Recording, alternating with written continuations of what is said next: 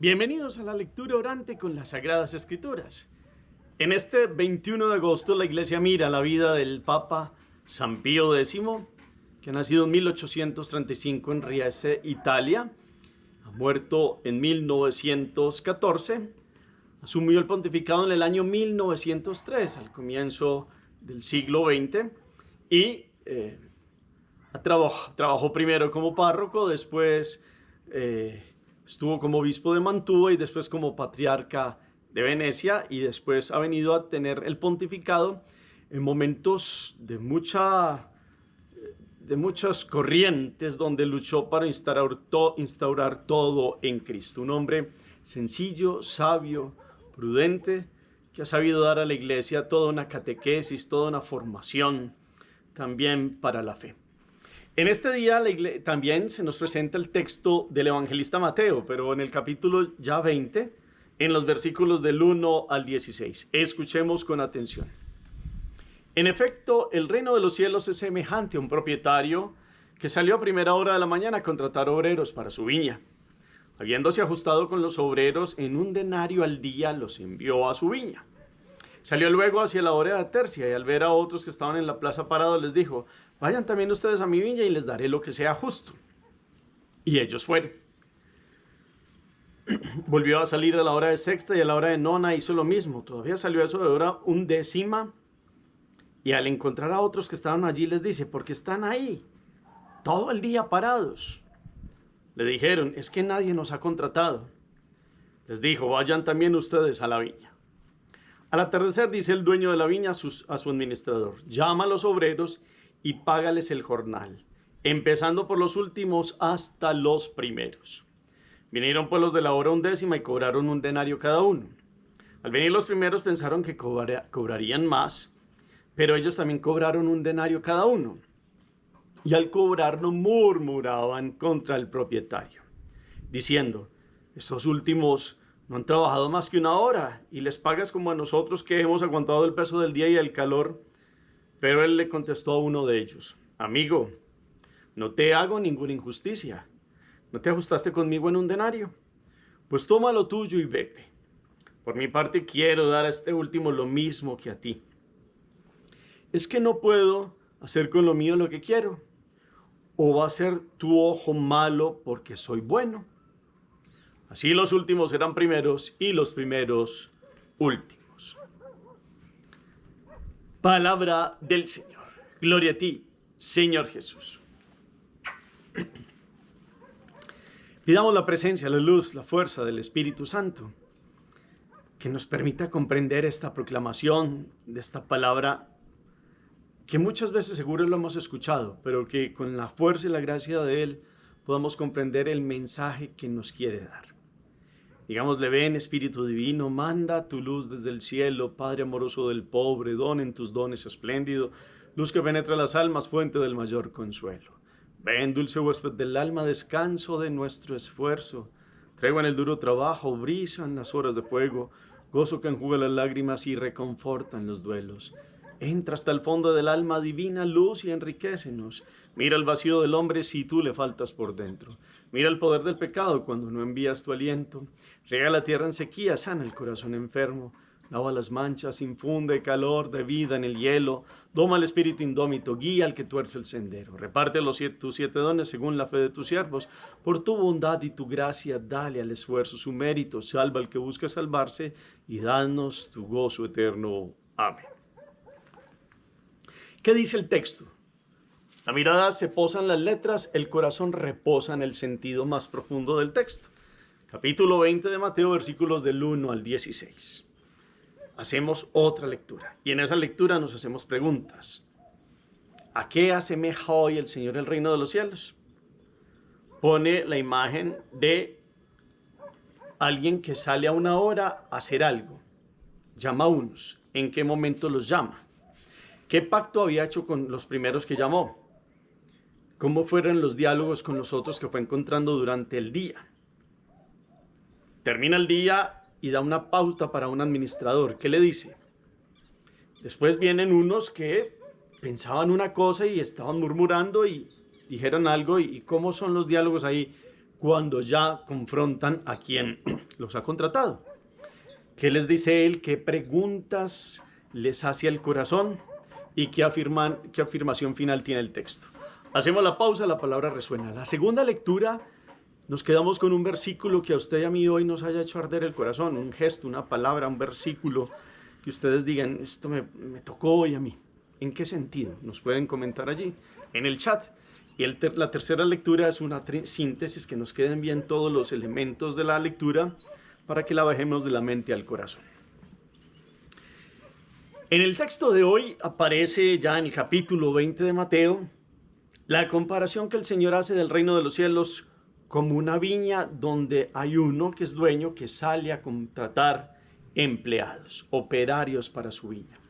Por eso esta lectura se ha visto como los jornaleros de la viña, los obreros de la viña, pero podríamos pensarla más bien con el título del amo generoso, del amo bondadoso, porque aquí aparece reluciendo una actitud de aquel que es Dios, dueño del universo, y que vamos a ir profundizando. Entonces, el elemento aquí es, hay un pacto inicial.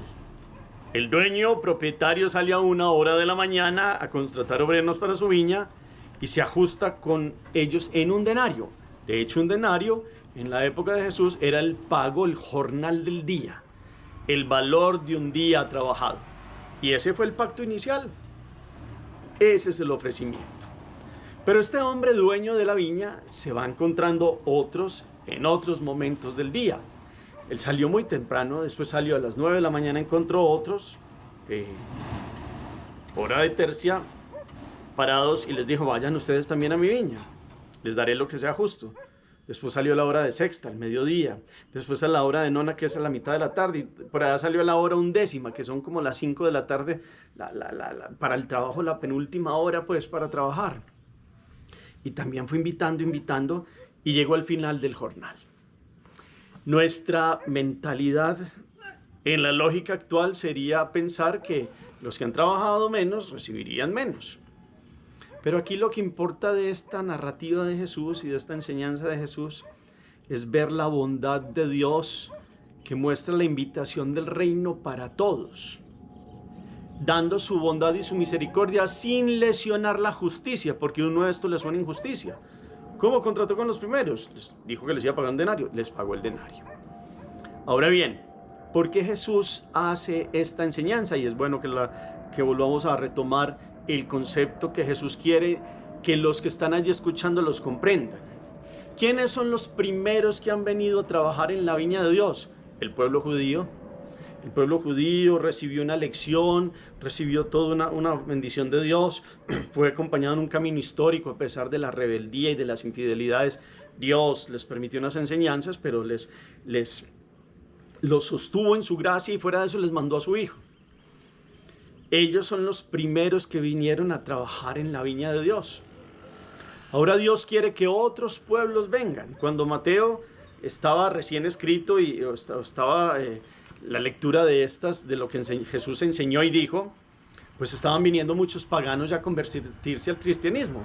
Son estos de otras naciones y de otras creencias que vendrían a otras horas y otros. Israel ya nos precedía en el tiempo de los primeros llamados al reino de Dios.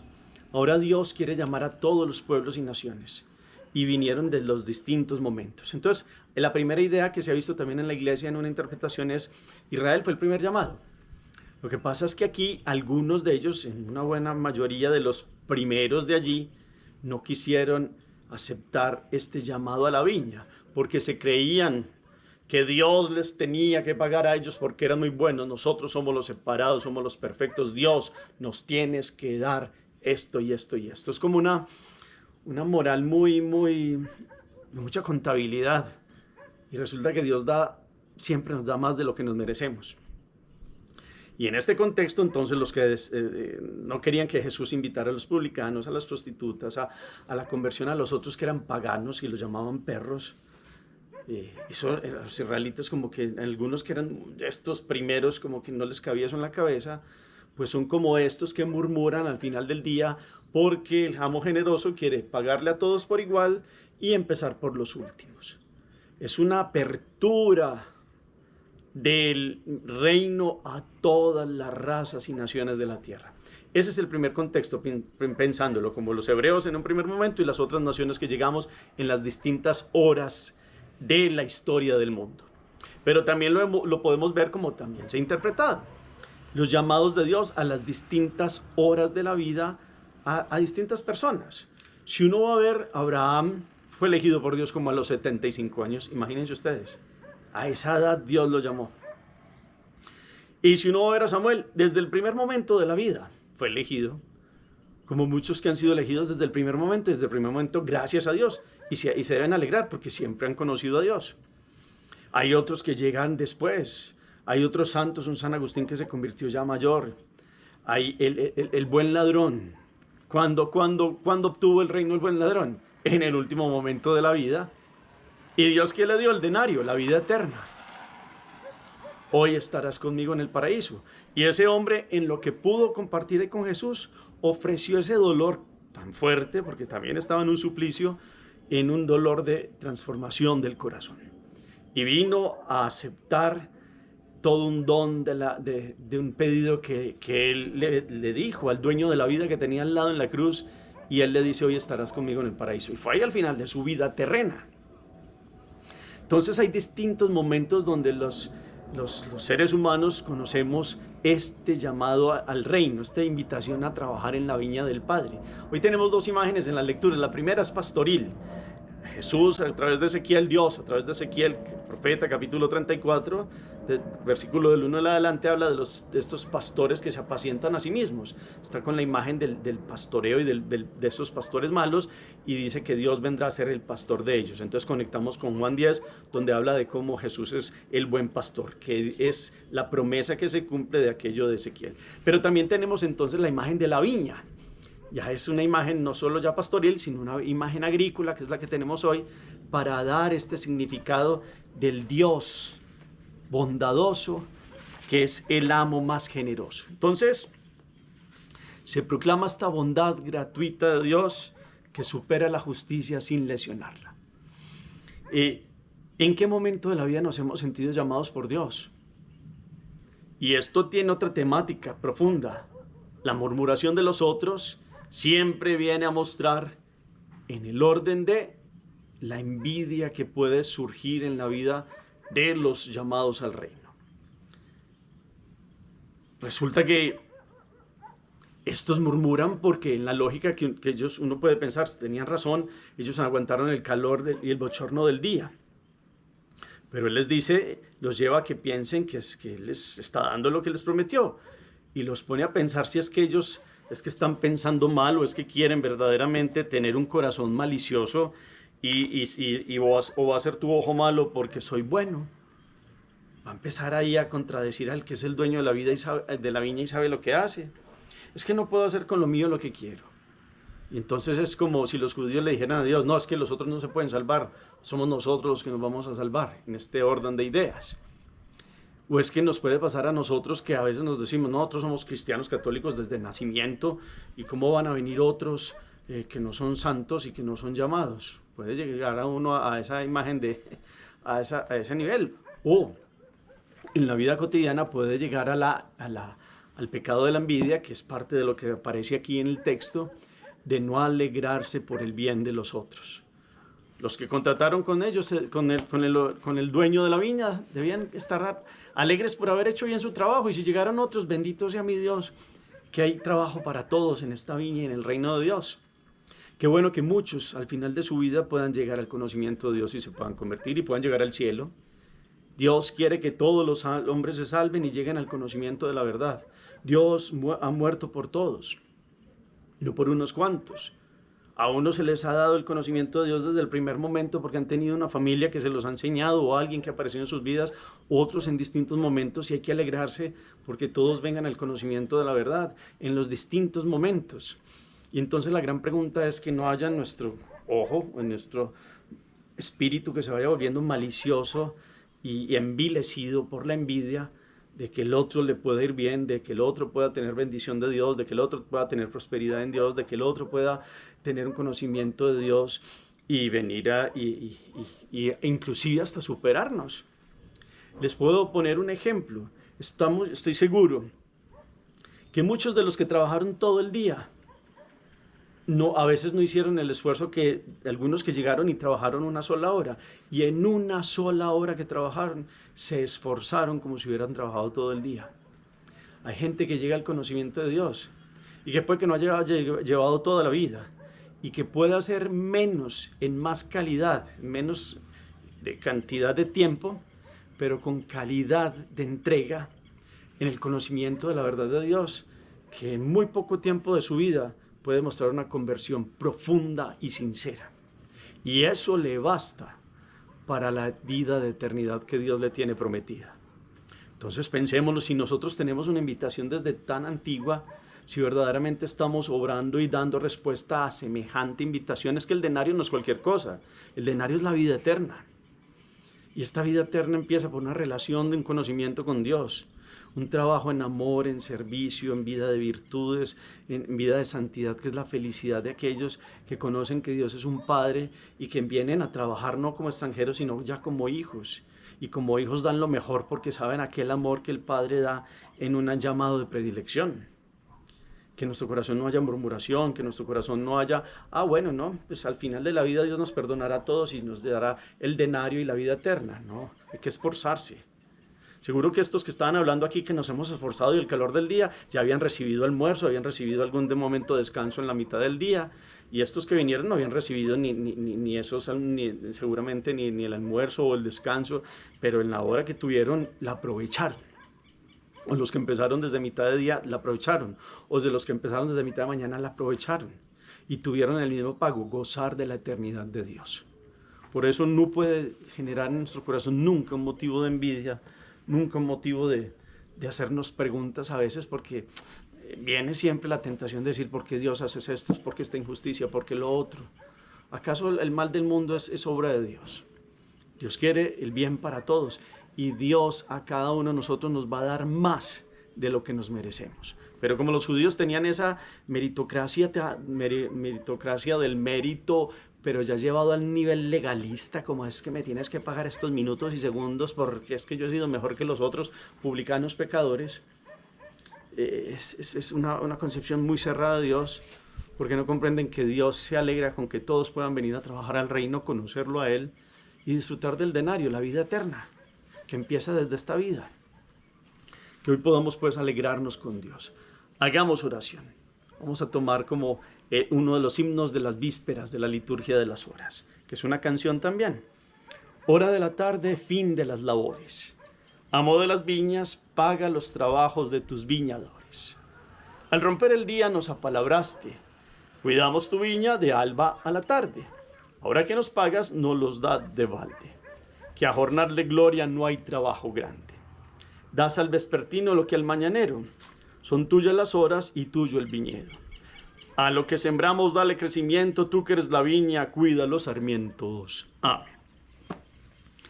¿Qué queda en el corazón? ¿Qué trabajo y qué acción para impedir cualquier sentimiento de envidia? Porque él dice, no, es que yo no tengo envidia, pero que el otro no le vaya mejor que mí. ¿Será que tenemos envidia en el corazón?